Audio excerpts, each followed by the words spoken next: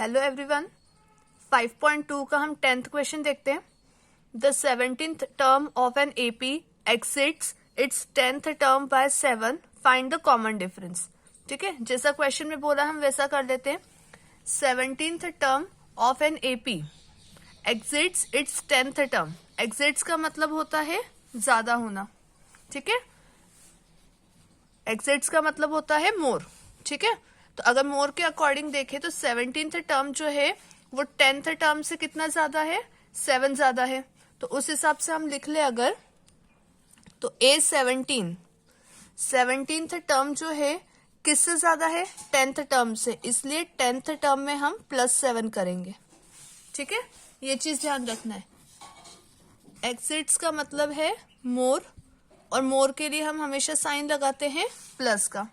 ठीक है, तो उस हिसाब से जैसा क्वेश्चन में बोला था हमने लिखा 17th टर्म जो है वो 10th टर्म से, जिस टर्म से बात करेगा उसी में हमें प्लस करना है। ठीक, तो इसलिए हमने 10th टर्म में प्लस करा 7 को। अब ये वाले जो नंबर बने हैं A17 और A10, ये AN के फॉर्म में बने हैं। जब ये AN के फॉर्म में बने हैं तो हम इसके फॉर्मूले के फॉर्म में इसको लिखेंगे। तो AN का फॉर्मूला होता है AN equals to A plus n-1D। ये AN के फॉर्म में है तो इन नंबरों को हम इस फॉर्म में अब लिखेंगे। ठीक है, तो अगर हम इस फॉर्म में लिखते हैं, N की जगह क्या है यहाँ पे 17 है, तो N की जगह यहाँ रखेंगे हम 17, तो ये बन जाएगा A plus 17-1D equals to, यहाँ पर A10 में N की जगह 10 है तो A plus 10-1D +7 as it is चलेगा, जो क्वेश्चन के अकॉर्डिंग आ रहा है। इसे सॉल्व करेंगे अगर, तो 17 - 1 होगा 16, तो A plus 16D equals to A plus 9D +7 as it is. ठीक है, इन्होंने बोला है find the common difference. Common difference निकालना है, मतलब हमें क्या निकालना है, D निकालना है।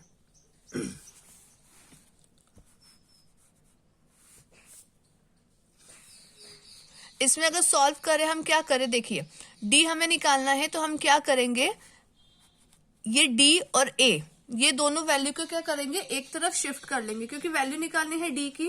तो ये जितने अल्फाबेट वाले दिख रहे हैं इन सभी को हम एक ही साइड पे शिफ्ट कर लेंगे इक्वल के। A यहाँ पर एज इट इज है, ये जो A है प्लस में शिफ्ट करेंगे, माइनस का A हो जाएगा। अब +16 एज इट इज है, ये +9D जो है ये प्लस का है, इधर शिफ्ट करेंगे तो ये माइनस का हो जाएगा, इक्वल में बचेगा 7। ऐसा करने से हमें यहाँ पे क्लियरली दिख रहा है ये दोनों A जो है ये ऑपोजिट है ना, A प्लस का है और ये A माइनस का, तो ये दोनों क्या हो जाएंगे, कैंसिल हो जाएंगे। बचेगा 16D - 9D इक्वल्स टू 7। 16 - 9 करेंगे, 7D इक्वल्स टू 7, तो D इक्वल्स टू 7/7, कट करेंगे तो D इक्वल्स टू 1। बस ये हमारा आंसर हो गया। ठीक है, तो ये क्वेश्चन बहुत इजी था। बस यहाँ पर क्या है, क्वेश्चन में जो हमें दिया रहता है ये कंडीशन हमें समझनी होती है, कंडीशन के अकॉर्डिंग आप लिखते जाइए तो सम बहुत इजीली हो जाएंगे। ठीक है, नेक्स्ट देखते हैं 11th।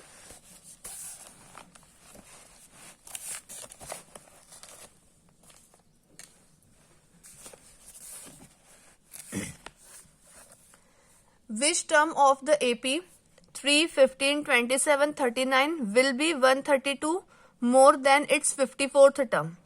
क्या बोला है, इस AP का कौन सा टर्म 54th टर्म से 132 ज्यादा होगा। क्वेश्चन को आपको हिंदी में समझना जरूरी है कि वो क्वेश्चन बोलना क्या चाहता है। जब ये आप क्लियर हो जाएगा, आपको समझ में आ जाएगा, तो आपको कभी भी सम में प्रॉब्लम नहीं आएगी। तो इसलिए क्वेश्चन को बहुत ध्यान से अच्छे से समझिए, अच्छे से पढ़िए और उसके बाद उसको लिखना स्टार्ट करना है। ठीक है, तो क्वेश्चन के अकॉर्डिंग विच टर्म मतलब कौन सा टर्म ऑफ द एपी, किसका, इस एपी का कौन सा term will be 132 more than it's 54th term. 54th term से कितना ज्यादा होगा, 132 ज्यादा होगा। तो सबसे पहले एपी जो दिया है वो लिख लेते हैं। एपी है 3, 15, 27, 39। जब भी एपी दिया हो सबसे पहले हमें दो काम करने हैं, ए और डी का वैल्यू फाइंड करके रखना है। तो फर्स्ट टर्म जो है 3 है, तो ए जो है हमारे लिए 3 हो जाएगा and D equals to second term minus first term. ठीक है, तो सेकेंड टर्म है 15 और फर्स्ट टर्म है 3, तो डी का वैल्यू कितना आ गया, 12 आ गया। तो इस एपी में से हमने ए और डी का वैल्यू निकाल लिया। अब कंडीशन के अकॉर्डिंग इस एपी के लिए मैं लिख लेती हूँ यहाँ पे ए एन। तो इस एपी का कौन सा टर्म है ना, क्या होगा, 54th टर्म से 132 ज्यादा होगा, यही चीज बोली है। तो उसके अकॉर्डिंग हमने यहाँ पे लिख लिया एपी का कौन सा टर्म, एन तो निकालना ही है, तो एन की जगह तो यहाँ पे हम कोई वैल्यू पुट नहीं करेंगे। तो ए एन इक्वल्स टू ए 54 क्यों लिखा है, क्योंकि उसने क्वेश्चन में क्लियरली बोला है 54th टर्म से, इसलिए ए 54 प्लस 132 होगा। ठीक है, अब ये ए एन जो है ये हमारे एपी के लिए है, इसके लिए फॉर्मूला लिख लेते पहले, a plus n minus 1 d इधर भी होगा, यहां पर भी हमारा a plus n minus 1 d ही लगेगा क्योंकि ये भी ए एन के फॉर्म में है, प्लस 132। अब जिसका जो वैल्यू है, जिस इक्वेशन के अकॉर्डिंग जो वैल्यू है वो पुट करेंगे। ये हमारा एपी है, एपी के लिए a का वैल्यू हमारा है 3, तो यहाँ पुट करेंगे 3 प्लस विच टर्म बोला है, n निकालना है तो n माइनस 1 ऐसा ही रहेगा, d के जगह 12 इक्वल्स टू यहाँ पर क्या करेंगे, a प्लस n के जगह 54 minus 1 d as it is plus 132। ठीक है, सबसे पहले हमने कुछ नहीं करा है, जिस जिस का हमें वैल्यू पता था हमने वैल्यू अभी से पुट करा है। अब अगर मैं बात करूं यहाँ a और d की, देखिए क्वेश्चन में एक ही एपी दी है, तो एपी के अकॉर्डिंग a और d का वैल्यू एक एक ही रहेगा। तो जो a और d का वैल्यू हमारे एपी के लिए आया है वही a और d का वैल्यू हम इसके लिए भी पुट करेंगे। ठीक है, तभी जाकर हम n का वैल्यू फाइंड कर सकते हैं। तो अब a और d का वैल्यू इसके लिए भी पुट कर देते हैं, तो ये हो जाएगा 3 plus n minus 1 12 equals to 3 plus 54 minus 1 d के जगह 12 प्लस 132। ठीक है, सिंपल सी बात है, n फाइंड करने को बोला है तो n का वैल्यू हमें एज इट इज रखना है, बाकी सारी वैल्यू हमें पुट करनी है, तभी जाके हम n का वैल्यू फाइंड कर सकते हैं। ठीक है, तो a और d क्योंकि एपी हमें एक ही दी है, तो इस पूरे इसमें जहां जहां a और d होगा तो वही a और d का वैल्यू हमें पुट करना है। अब इसे सॉल्व करते हैं, 3 प्लस 12 का मल्टी इन दोनों में अगर करें तो 12 का मल्टी n में करेंगे तो 12n माइनस 12 का मल्टी 1 में करेंगे तो इक्वल्स टू 3 प्लस 54 माइनस 1 करेंगे तो 53, ब्रैकेट ओपन होगा तो multi 12 plus 132 as it is. यहां अगर सॉल्व करें 12n ऐसा का ऐसा, ये 12 है माइनस का और 3 है प्लस का, तो माइनस प्लस माइनस 12 में से 3 माइनस करेंगे 9, बड़े नंबर का साइन यहाँ लगेगा माइनस, इक्वल में 3 प्लस 53 इंटू 12 करना है। ठीक है, 53 इंटू 12 करना है। 12 का टेबल अगर आपको आता है तो डायरेक्टली मल्टी कर लीजिए, और अगर नहीं आता है तो इस नॉर्मल तरीके से सॉल्व कर सकते हैं। 12 3 सा 36 होता है। ठीक है, 12 5 सा 60, 60 प्लस 3 63, तो ये 636 आ जाएगा। तो ये 636 प्लस 132 एज इट इज। अब इन तीनों नंबरों को हम प्लस कर लेते हैं। ठीक है, एक के नीचे एक प्रॉपर वे में आप लिख के कीजिए ताकि आपका नंबर कभी भी गलत ना हो। एक नंबर अगर गलत हुआ तो पूरा सम गलत जाएगा, इसलिए थोड़ा सा शांति के साथ, इस तरह से अगर कंफ्यूजन हो तो प्रॉपर वे में सॉल्व करके फिर ही कीजिएगा उसको।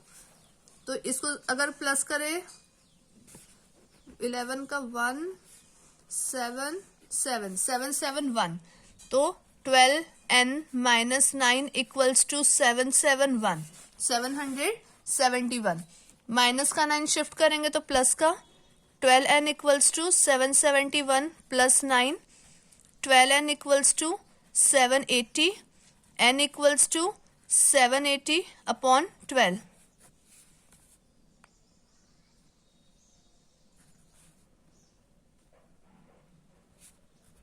तो n इक्वल्स टू 65। देखिए मैंने 12 से डायरेक्टली इसको डिवाइड करा है।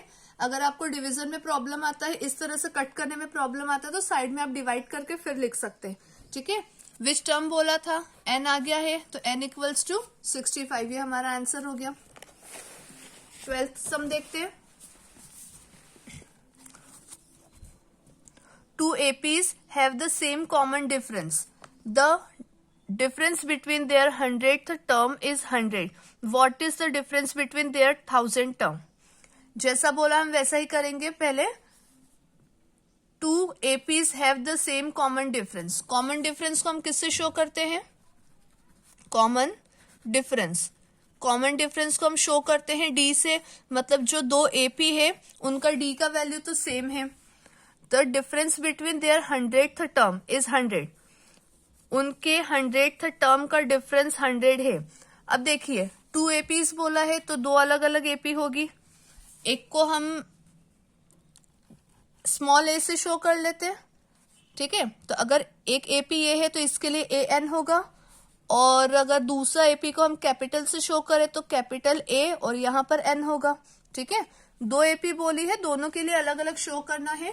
प्लस हमें AP दिया नहीं है तो हम वैल्यू तो किसी का भी निकाल नहीं सकते, तो हम हमारा जो जनरल टर्म का फॉर्मूला है उसी फॉर्मूले के फॉर्म में हम करेंगे। ठीक है, तो फर्स्ट के लिए हमने मान लिया AN और सेकंड के लिए कैपिटल AN। इन दोनों के 100th टर्म में टर्म दिया है, टर्म का मतलब n होता है, तो इन दोनों n के जगह में क्या पुट कर सकती हूँ 100, तो ये हो जाएगा A 100 और यहाँ पे कैपिटल A 100। इसका क्या बोला था हमें क्वेश्चन में? डिफरेंस। डिफरेंस के लिए साइन लगाएंगे माइनस, इक्वल्स टू डिफरेंस कितना है 100 का है, तो यहाँ पे हमने पुट कर दिया 100। अगर ये AN के फॉर्म में है तो अगर इस फॉर्म में मैं फॉर्मूला पुट करूं तो ये क्या बन जाएगा? A plus 100 minus 1D। ठीक है, माइनस यहाँ का कैपिटल A है, capital A plus 100 minus 1D equals to 100। जैसा क्वेश्चन में बोला है वैसा ही कर रहे हैं, तो ये हो जाएगा A plus 99D minus capital A plus ये भी हो जाएगा 99D इक्वल्स टू 100। एक चीज हमें जरूर करनी है, ये माइनस के बाद हम जो भी पुट करेंगे ना, इसे हम एक बड़े ब्रैकेट में पुट करेंगे, क्योंकि माइनस का ये रूल होता है कि माइनस के बाद जो भी नंबर आता है वो उसके साइन को चेंज कर देता है। ठीक है, तो इसलिए हम पहले इसको एक बड़े ब्रैकेट में पुट करेंगे। अब इसका ब्रैकेट ओपन करेंगे, ब्रैकेट ओपन करेंगे तो A हो जाएगा माइनस का और ये 99D भी हो जाएगा माइनस का। ठीक है, ये चीज आपको ध्यान रखना है, माइनस के बाद जो भी लिखेंगे वो एक बड़े ब्रैकेट में लिखेंगे। ऐसा करने पर 99D से 99D कैंसिल हो रहा है, small a minus capital A equals to 100, ये आ गया। अब हमें उसने फाइंड करने को बोला लास्ट में, what is the difference between their 1000 term. Again ये टर्म है, टर्म मतलब क्या होता है n, तो ये 1000 जो दिया है ये n का वैल्यू होगा। यहां पर हम पुट कर लेते हैं again A 1000 minus capital A 1000 equals to क्या होगा, इक्वल में तो 100 है तो वो 100 ही चलेगा। देखिए 1000 हमने क्यों पुट करा, पहले वाले में उसने 100th टर्म बोला था, 100 टर्म बोला था इसलिए n के जगह हमने 100 पुट किया था। ठीक है, अब आगे उसने 1000 टर्म बोला है तो a के साथ अब हम 1000 रखेंगे। इक्वेशन के अकॉर्डिंग इक्वल में 100 आ रहा है तो इसके इक्वल में भी 100 होगा, तो यही हमारा क्या हो जाएगा, आंसर हो जाएगा। ठीक है, इसमें कुछ करने को था नहीं क्योंकि AP नहीं दिए तो हमें वैल्यू कुछ भी पुट नहीं करनी है, बस जनरल टर्म लगाना है और उसको सॉल्व करना है। ठीक है, नेक्स्ट सम देखते हैं। How many 3 digit number are divisible by 7। Condition दी है हमें 3 डिजिट नंबर्स की।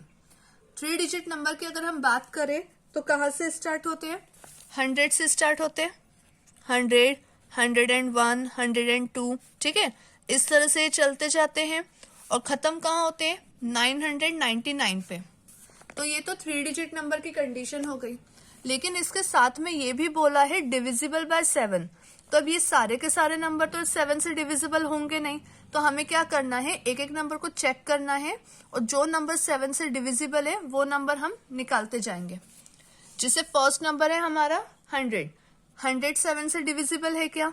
अब डिवाइड करके चेक करते जाइए। अगर किसी भी नंबर में रिमाइंडर बच रहा है मतलब वो 7 से डिविजिबल नहीं होगा। एक नंबर करके बताती हूँ, जैसे 100 है। 100 को अगर हम 7 से डिवाइड करें, 7 1 सा 7, रिमेनिंग 3, ऊपर से आया हमारा 0, 7 4 सा 28, रिमेनिंग 2। अब यहाँ पे 2 जो है वो रिमाइंडर है, 2 रिमाइंडर है, मतलब 100 जो है वो 7 से डिविजिबल नहीं है। इस तरह से हमें क्या करना है, चेक करते जाना है। अब देखिए यहाँ पे 2 बच रहा है, जैसे मैंने 0 नोट किया, अगर मैं यहाँ पे 1 नोट करती तो यहाँ पे क्या हो जाता, रहेगा तो 28 ही, यहाँ पे 3 हो जाता, तो रिमाइंडर तो अभी भी बच रहा है। तो हमें ऐसा नंबर सोचना है जो बिल्कुल इसकी टेबल में आ जाए, जो 7 से डिविजिबल हो जाए। देखिए 105 चेक करते, डायरेक्ट मैं बता रही हूँ 105। आप एक एक नंबर चेक कीजिए, जैसे आपको यहाँ पे रिमाइंडर बच रहा है 2, ठीक है, तो ये नंबर डिविजिबल नहीं है। हम 105 को चेक कर रहे हैं। नंबर आपको ओरल आने लग जाएंगे अब जैसे जैसे प्रैक्टिस करेंगे सम्स की, ठीक है। अगर 105 की हम बात करें तो 105 को अगर चेक करें, 7 1 सा 7, रिमेनिंग 3, ऊपर से नोट करेंगे 5, 7 5 सा 35। देखिए ये पूरा हो गया, रिमाइंडर कुछ भी नहीं बच रहा है, 0 आ रहा है। तो 105 7 से डिविजिबल है, इसलिए फर्स्ट 3 डिजिट नंबर हमारा क्या होगा, 105 होगा। अब आगे के नंबर हमें डिवाइड करके देखने की जरूरत नहीं, फर्स्ट नंबर निकल गया। अब नंबर में आप +7 करते जाइए, अपने आप आपके आगे की सीरीज बनती जाएगी। जैसे 5 6 7 8 9 10 11 12, ठीक है, 12 आया तो ये 112 होगा। फिर 13 14 15 16 17 18 19, तो 119 होगा। इस तरह से हमारी एपी की सीरीज बनती जाएगी। तो ये स्टार्टिंग के नंबर हो गए, लेकिन यहाँ पर एंड में है, लास्ट नंबर है 999, तो हमें लास्ट से भी नंबर को क्या करना होगा, चेक करना होगा। 999 है, इसको पहले चेक कर लेते। 7 1 सा 7, रिमेनिंग 2, ऊपर से आया 9, 7 4 सा 28, रिमेनिंग 1, नोट किया 9, 7 2 सा 14, रिमेनिंग 5, ठीक है। तो रिमाइंडर क्या बच रहा है, 5। तो 999 जो है वो 7 से डिविजिबल नहीं होगा। तो इस तरह से हमें पीछे से भी नंबरों को चेक करना है, जिससे हमें लास्ट डिजिट मिल जाए जो इस एपी का लास्ट नंबर होगा, ठीक है। तो अब हमें देखें, अगर 905 बच रहा है, हमें यहाँ पे 4 चाहिए, 994, ठीक है। 7 1 सा 7, रिमेनिंग 2, 7 4 सा 28, रिमेनिंग 1, 7 2 सा 14, ठीक है। देखिए पूरा हो गया। मैं डायरेक्टली 994 क्यों लिया मैंने, मुझे यहाँ पे दिख रहा है कि रिमाइंडर यहाँ पे 5 बच रहा है, मतलब ये 5 जो है ये एक्स्ट्रा हो रहा था। तो 999 में से मैंने 5 को माइनस कर दिया तो 994 मिला, उसको हमने 7 से चेक कर लिया। रिमाइंडर आ रहा है 0, मतलब ये हमारा लास्ट नंबर हो जाएगा, ठीक है। तो ये जो चीज मैंने करी है ये आपको भी आ जाएगी, बस आपको थोड़ा सा प्रैक्टिस की जरूरत है और कुछ नहीं। चलिए अब देखते हैं आगे इसे सॉल्व कैसे करना है। अब हमारी एपी बन गई है, एपी बन गई है तो हमारी सारी वैल्यू निकल आएगी। फर्स्ट नंबर है हमारा 105 जो कि ए का वैल्यू होगा। डी हमें अलग से निकालने की जरूरत ही नहीं है क्योंकि कंडीशन थी डिविजिबल बाय 7। जैसे हमने अभी काउंटिंग कर करके आगे की सीरीज कंप्लीट करी है, तो हम जब काउंट कर रहे थे तो 7 7 का डिफरेंस ले रहे थे, इसलिए डी जो है वो 7 होगा। लास्ट टर्म आ गया 994, ए एन हो जाएगा 994। 3 वैल्यू आ गई है, जनरल टर्म लगा लेते हैं। A n equals to a plus n minus 1 d. A n है 994 equals to 105 plus n minus 1, d के जगह आएगा 7। 994 प्लस का नंबर में शिफ्ट कर सकती हूँ तो ये हो जाएगा माइनस का 105 इक्वल्स टू एन माइनस 1 और 7 एज इट इज। माइनस कर लेते हैं, रफ में फिर से करके बता रही हूँ ताकि गलती बिल्कुल भी नहीं करना है। अगर आपको प्रैक्टिस बिल्कुल नहीं है तो ये जो चीजें मैं कर रही हूँ ये आपके लिए ही है, इसी तरह से आप कीजिए। नंबर एक बार जब सही आने लग जाएंगे तो जैसे आप प्रैक्टिस पर डालेंगे ये चीज आपको करना नहीं पड़ेगी। इसको कट करेंगे 8, ये हो जाएगा 14।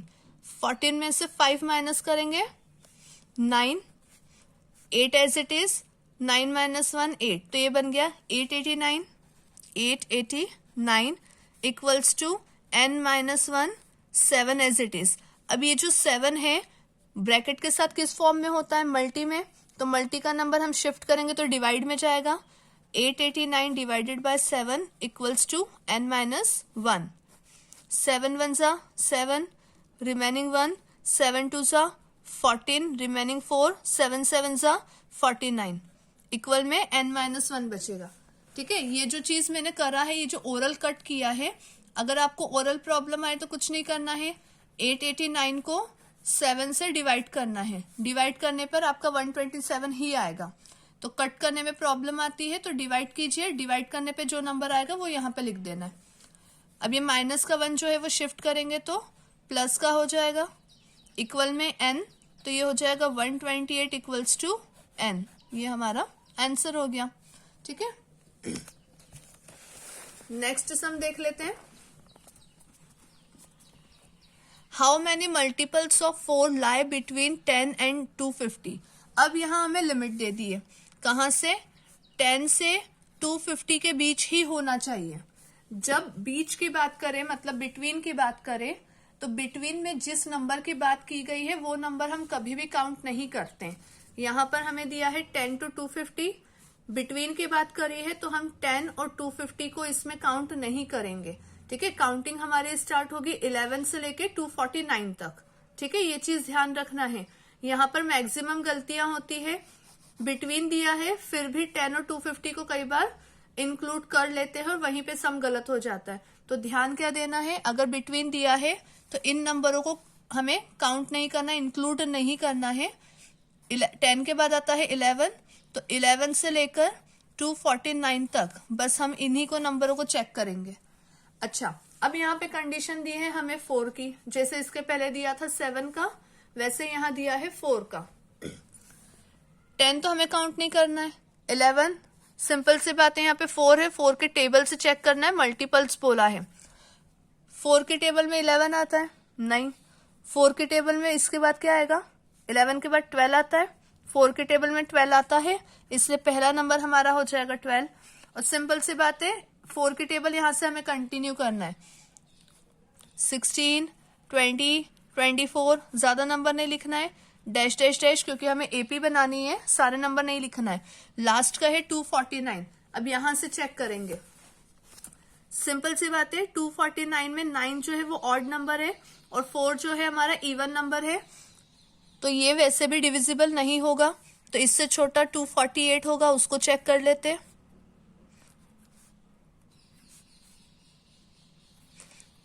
4 6 24, ऊपर से हम नोट करेंगे 8, 4 2 8।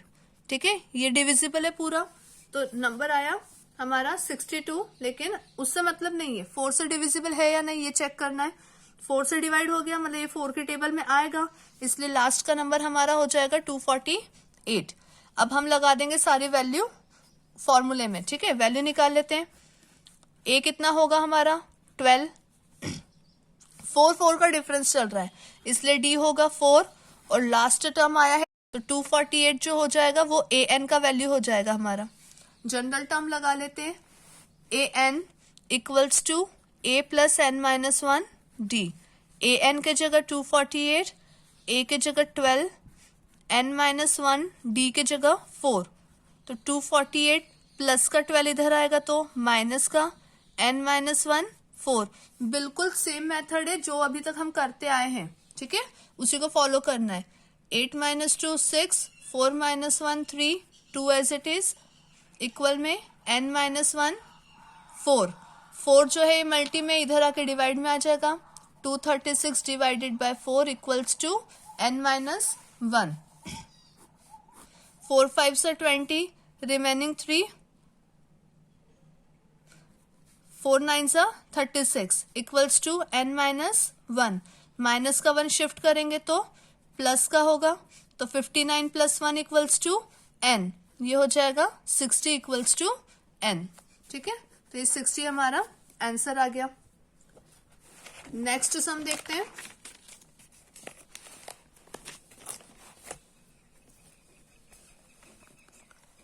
For what value of n, for what value of n, n की कौन सी वैल्यू के लिए, तो सिंपल सी बात है, सबसे पहले तो हमें n फाइंड करना है, ये क्लियर हो गया। Are the nth term of 2 APs, 2 AP का nth टर्म क्या होगा, इक्वल होगा, ये चीज बोली है। तो पहले तो इन दोनों AP के लिए हम जो जो वैल्यू निकलती है वो निकाल लेते हैं और जनरल फॉर्मूले के अकॉर्डिंग पुट कर लेते हैं। फर्स्ट AP है हमारी 63, 65, 67, तो A का वैल्यू हो जाएगा हमारा 63 और D का वैल्यू होगा second term minus first term, तो 65 माइनस 63 क्या बचेगा यहाँ पे 2, तो D का वैल्यू कितना हो गया 2, A आ गया 63, D आ गया 2, जनरल टर्म लगा लेते हैं। AN equals to A plus n minus 1 D, यही होता है जनरल टर्म फॉर्मूला हमारा। A कितना है 63 प्लस n माइनस 1 D के जगह पे 2, 63 इस 2 का मल्टी अगर अंदर करेंगे तो ये बनेगा 2n माइनस 2 वन सा 2, इस 2 का मल्टी n माइनस 1 दोनों में हमने करा। ऐसा करने पे यहाँ पे 2 आ रहा है माइनस का और 63 है प्लस का, तो 63 माइनस 2 करेंगे तो 61 प्लस 2n। ठीक है, और इक्वल में हमारा an चला आ रहा है स्टार्टिंग से, तो ये यहीं तक सॉल्व हो सकता है, यहां तक हमने कर लिया। अब सेकंड AP के लिए देखते हैं। सेकंड AP जो है हमारी, नीचे लिखते हैं अपन, सेकंड AP जो हमारी है 3, 10, 17 डैश डैश डैश, यही है। A कितना होगा यहाँ पे 3, D equals to second term minus first term, second term है 10, फर्स्ट टर्म है 3, वैल्यू आएगी हमारी 7, AN equals to A plus n minus 1 D, ये जनरल फॉर्मूला हमने लगा दिया। AN इक्वल्स टू A के जगह 3, n माइनस 1 D के जगह 7, AN इक्वल्स टू 3 प्लस 7 का मल्टी दोनों में करेंगे तो 7n minus 7, AN equals to 7 में से 3 माइनस करेंगे 4, बड़े नंबर का साइन माइनस प्लस 7n, ये बच जाएगा। अब देखिए फर्स्ट AP से जो हमारा वैल्यू आया था 61 प्लस 2n, इसे हम इक्वेशन 1 बोलते हैं। सेकेंड AP से आया था वो इक्वेशन 2। दोनों AP को अगर हम ध्यान से देखें, दोनों AP के इक्वल में क्या चल रहा है AN, दोनों में। ठीक है, AN यहां पर भी है, AN यहां पर भी है। जब दोनों का AN मतलब इक्वल के एक साइड इक्वल है, ठीक है, इक्वल जो हम लगाते हैं उस इक्वल का एक साइड जो है बिल्कुल एक जैसा है, दोनों में AN है, तो अदर साइड जो है वो ऑटोमेटिकली क्या हो जाएगा, इक्वल हो जाएगा। ठीक है, अगर किसी इक्वेशन का एक साइड सेम होता है तो अदर साइड जो है वो ऑटोमेटिकली क्या हो जाएगा, इक्वल हो जाता है। तो हम उसके अकॉर्डिंग आगे का सम करेंगे। फर्स्ट इक्वेशन में आ रहा है 61 प्लस 2n और सेकंड इक्वेशन में आ रहा है -4 प्लस 7n, तो दोनों को हमने इक्वल पुट करा। क्वेश्चन के स्टार्टिंग में ही बोला गया था for what value of n, मतलब n हमें निकालना है।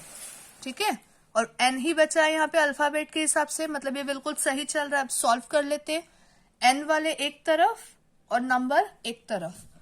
देखिए 7n बड़ा है और ये प्लस में है तो इसे यही रहने देते हैं, 2n उधर लेकर आते हैं।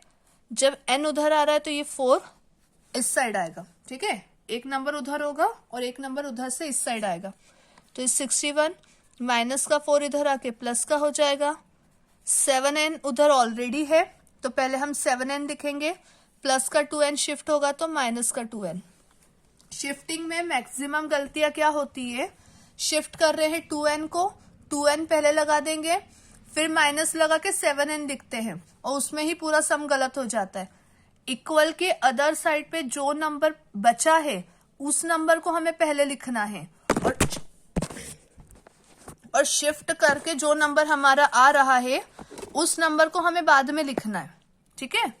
तो जो नंबर इक्वल के उधर पहले है उससे पहले ही रखना है, और शिफ्ट करके जो नंबर हम लेकर जा रहे हैं उसे बाद में लिखना है। तो इसलिए 2n जो है वो बाद में जाएगा। ये हो जाएगा 65 इक्वल्स टू 5n, 65 अपॉन में 5 इक्वल्स टू n, 5 1 सा 5, रिमेनिंग 1, 5 3 सा 15, तो n इक्वल्स टू कितना हो गया 13। ये हमारा आंसर है।